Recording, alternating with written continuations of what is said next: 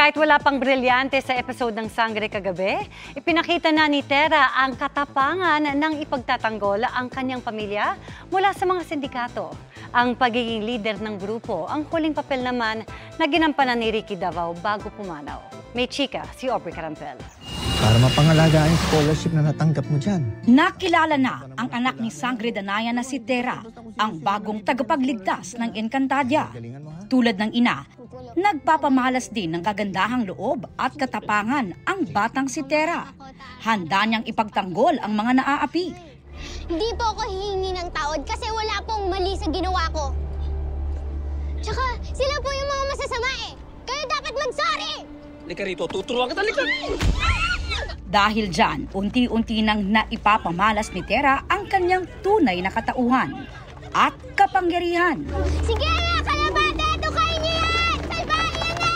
Dahil dito, si Tera at kanyang pamilya hinaras ng mga kalabang pistol gang.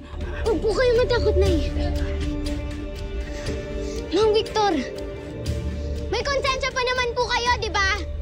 Di naman po talaga kayo masamang tao, di ba? Ba't niyo po ako papatayin? At dahil nakilala si Tera ng isang duwende. Kaya pala'y ba siya? Anak siya ni Sangre Danaya!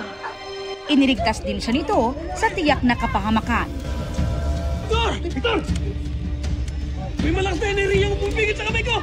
Tulad ng panalangin ng kanyang inang si Danaya, si Tera ginagabayan din ng mga pasneya at mga mahiwagang nilalang. Sa episode kagabi, lumabas na rin ang isang bagong karakter. Si Emil, ang leader ng sindikato at bagong kontrabida sa mundo ng mga tao na ginagampanan ng pumanaw na aktor na si Ricky Davao. Sige, imbiyahin niyo na yan! Ang Encantadia Chronicles Sangre, ang isa sa huling proyekto na ginawa ng pumanaw na actor-director. Sa episode mamaya, lulusubin ng mga bagong sangre na sina Flamara at Adamus si Mitena. At si Tera, may bagong makikilala. No, pwede niyo po ba akong turuan makipaglaban? S.L. Ino, Asliria, H. Sangre. Sino kaya siya? Abangan mamaya sa Encantadia Chronicles Sangre pagkatapos ng 24 oras. Aubrey Carampel, updated showbiz happenings.